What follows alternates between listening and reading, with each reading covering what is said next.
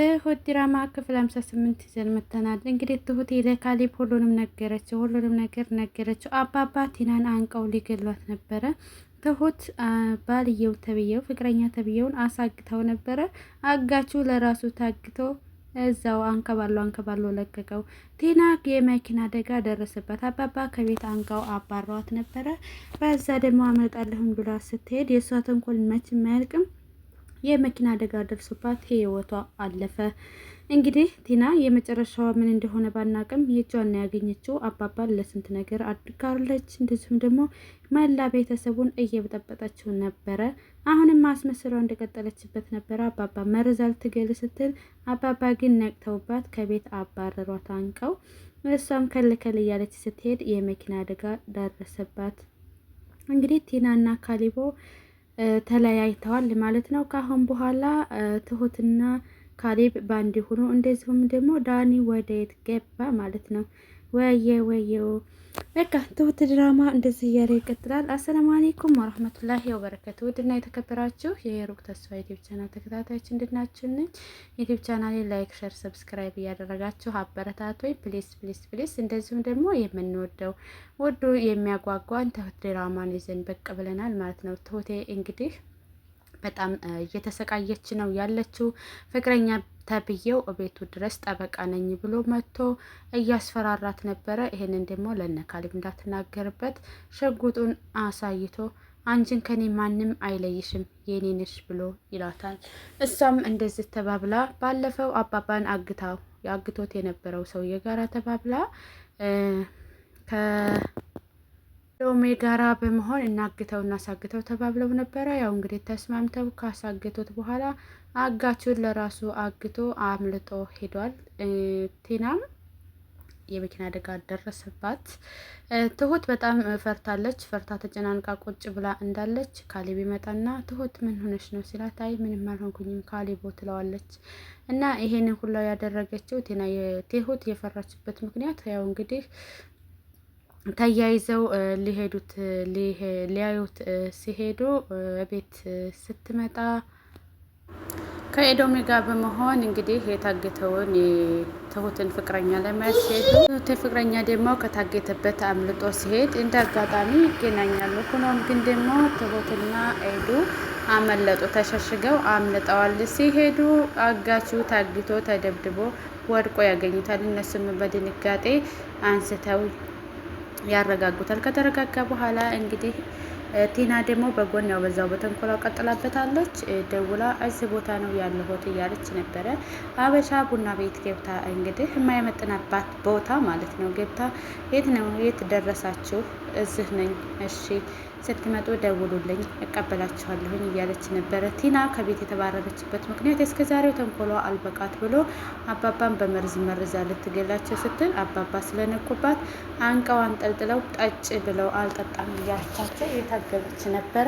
አባባም አንገቷን አንቀው በይ ጠጭ፣ ካልጠጣች ዛሬ አንላቀቅም እያሉ እያስፈራሯት እንዳለ እሷም አልጠጣም ብላ ትተዋለች። እና እንደ እስከ ዛሬው ዝም ብዬ የማሳልፍሽ አይምሰልሽ። እኔ ሞኝ አይደለሁኝም፣ እኔ ካሌብን አይደለሁኝም መርዝ አድርገሽ ልትገልኝ ነበረ ስላት ቲናም ተልቀስቅሳ አባባ እንዴት ነው እንደዚህ የምትለው? እንዴት ነው እኔ መርዝ የሚያደርግ? እስከ ዛሬው እኮ ቲና አይደለሁኝም ተቀይር ያለሁኝ ብላ ብትልም አባባ ምንም አልሰማትም። እና ከዚህ ከቤት ውጭ ይሏታል። በዚህ በጨለማ የት ነው የሚሄደው ብላ ስትል አላቅልሽም ይላል። ካሌብ ይመጣና አባዬ በቃ የዛሬን ተደራሉ። ቲና ካደረች በኋላ በመነጋው ጓዟን ሰብስባ ከዛ ቤት ትወጣለች። ከዛ ቤት ስትወጣ ካሌብ በጣም ፈርቷል። እሱ መቼም ሁልጊዜም ቢሆን ችግር ነው እንጂ የሚያመጣው አንድም ጥሩ ነገር አያመጣም። እና ለምን ከዚህ ከቤት ወጣች? ከዚህ ከቤት ከወጣች ቢያንስ አንከታተላትም፣ እንኳን ያለችበትን የምትሰራውን አናውቅም። እናም ከታገተበት አምልጦ ሄዷል። የትሁት ፍቅረኛ ትሁት ደስታዋን ሳትጨርስ መልሳ ወደ ፍራቻ ገብታለች። የትሁት ፍራቻ ድንገት አንድ ቦታ ላይ አፍኖ ይዞኝ ይገባል እያለች እየፈራች ያው እንግዲህ በፊት አባባን አግቷቸው የነበረውን አጋች እሱን ደህና ሰው ነው ብላ ብታሳግተውና እሱም ደግሞ ሲመጻደቅ እገልሃለሁኝ እኔ አሸብር አይደለሁኝም ማሸብር ነው ብቻ ማለት ነው እኔ ሰው አይደለሁም አልግልህ ለቃህ ምግልሃለሁኝ እያለ ሲለው በቃ ግደለኝ ችግር የለውም እያለ እሱ በተኛበት እጁን ፈቶ እግሩን ሊፈታ ሲል ይነቃበታል። ያው እንግዲህ እሱም አልተነሳም መስሎት አልፈታም መስሎት በል ሰላሟል ብሎ ይሄዳል። ምሳውን በልቶ እንግዲህ ጎብለል እያለ ሲመጣ ፈቶ እጁን ያገኘዋል። ከደበደበው በኋላ እሱ ተመልሶ ጥሎት ይሄዳል።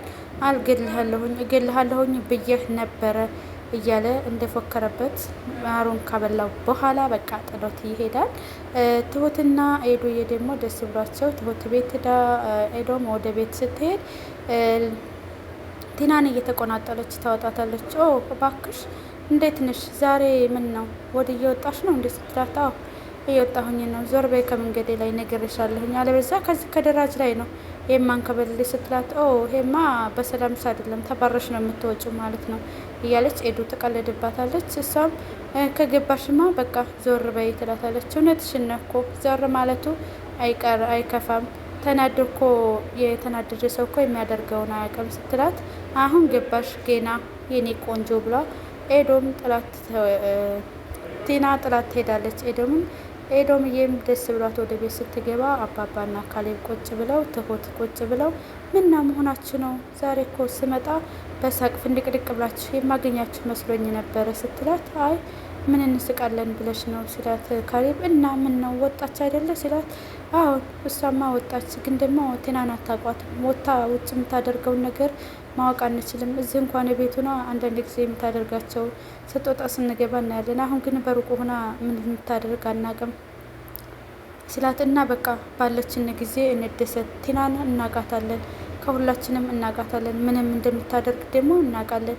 ደግሞ ገና ለገና ታደርገናለች ብለን ፈርተን ቤት ተሳስረን መቀመጥ የለብንም። ዛሬ ነው፣ ወደፊትም ወደፊት ነው። እየተጠነቀቅን ዛሬን መኖር አለብን ብላ ስትላቸው፣ አባባም አዎ እውነትሽን ነው የኔ ልጅ፣ ዛሬን እንኖር፣ ነገን ደግሞ ነገ ያውቃል። የዛሬን ደስተኛ ሆነን ካሳለፍን የነገውን ደግሞ ለፈጣሪ እንተው ይባባሉና ደስታቸውን ይቀጥላሉ። ቴናም ተናዳ ትሄዳለች። እንግዲህ ምግብ ቤት ቁጭ ብላ ቲናም ከቤት ከተባረረችው በኋላ ሻንጣዋን ይዛ የምትደርስበት ስታጣ ወደ ጓደኞቿ ደውላ እየጠበኳችሁ ነው ኑና ውሰዱኝ እያለች ነበረ። ቲና ቡና እየጠጣች መዝናኛ ካፌ ቁጭ ብላ እያሰበች ነበረ። ምን እንደምታደርግ እለቃችኋለሁ መስሏችኋል? አንለቃችሁም፣ ሁላችንም እንጨርሳችኋለሁኝ እያለች እየፎከረች ነው። ቲና ምን የምታደርግ ይመስላችኋል? እንደዚሁም ደግሞ በጎን ትሁቴ በጣም ተጨንቃለች። ትሁቴ የተጨነቀችበት ምክንያት እንግዲህ ያው ታግተው ሰውዬ ያሳገተችው ሰውዬ ጠፍቶ ሄዷል።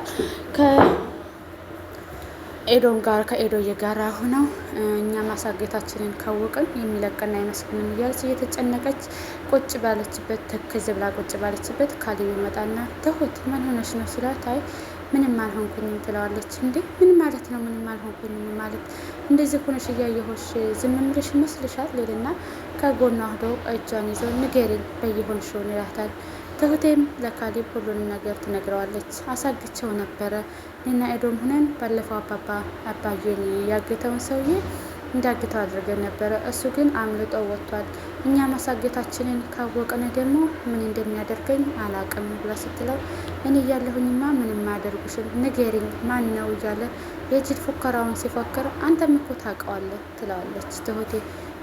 እንዴት ነው የማውቀው? ማን ነው ንገሪኛ፣ በይ ንገሪኝ፣ እኔ የማይማውቀው ከሆነ እያለ ሲላት፣ ትሁቴ ለመናገር በጣም ትፈራና በቃ ባለፈው እዚህ ቤት ጠበቃ ብለህ ይዘህ የመጣኸው ነው ስትለው፣ ካሌብ በጣም ይደነግጥና ዝም ብሎ ይቀራል። እንዴ ምን ያልክ ታዲያ? መልስ ያጣ ካሌብ ሁልጊዜ ማለት ነው ሰዎቹን ያምናል፣ ለራሱ ዝም ብሎ ጅላጅል ነገር ነው ማለት ነው። እና ካሌብም ትሁቴ እኔ እያለሁኝ ምንም አትሆኝም አንቺ እንደሚደርሰው እኔማ በህይወት እያለሁ ምንም ነገር አትሆኝም አንቺ እመኒኝ ትሁቴ፣ ካሁን በኋላ እኔ ሁሉንም ነገር እጋፈጠዋለሁኝ፣ ሁሉንም ነገር አስተካክለዋለሁኝ ብሎ ያረጋጋታል ካሌብ ትሁቴም ትንሽ የተረጋጋች ትመስላለች። በጎን ደግሞ ቀልቃሊት ቲና ቀልቀል እያለች ስትከድ መኪና አደጋ ይደርስባታል። አውላላው ሜዳ ላይ ማለት ነው እንግዲህ የመኪና አደጋ ይደርስባታል።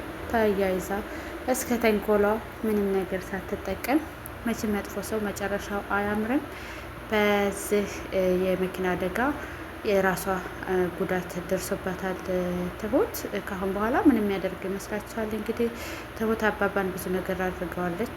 ካሌብንም እንደዛው አልፈታም ብላ ብዙ ነገር አሰቃይተዋለች። እንደዚሁም ደግሞ ትሁቴን ቲና በጣም እንትን ብላታለች፣ አሰቃይታታለች። ከትሁት ፍቅረኛ ጋር በመሆን ቲናን ትሁትን ለማጥፋት ነው የምትፈልገው። ቲና እንግዲህ ትሁቴን ከዛ ከቤት ማባረር፣ እንዲሁም ደግሞ ካሌብን አትወደውም። እሷ በሱ ላይ ሌላ ነገር እያደረገች፣ እሷ ግን በእሷ ላይ ሌላ ነገር እንዲያደርግ፣ ሌላ ሰው እንዲያገባ አትፈልግም። የእኔ መጫወቻ ነው፣ እኔ እንደፈለግኩኝ የማደርገው አሻንጉሊቴ ነው እያለች እየፎከረች ነበረ። ይሄ ሁሉ ሳይሳካ እንግዲህ በመካከል ቲና የመኪና አደጋ ይደርስባታል። ይሄንን ነገር ሲሰማ ካሌብ ምን የሚል ይመስላችኋል? ቲና ትሞታለች ወይንስ ትድናለች? እንደዚሁም ደግሞ የትሁቴ ፍቅረኛ ምን የሚያደርግ ይመስላችኋል? ካሌብስ ምን የሚያደርግ ይመስላችኋል? እንግዲህ ያመነው ሰው ወዳጅ ብሎ የያዘው ሰው ጠላቱ ሆኖ አግኝቶታል። ካሌብ ጅላጅሎ ምን የሚያደርግ ይመስላችኋል? ሀሳብ አስተያየታችሁን በኮሜንት አሳውቁ።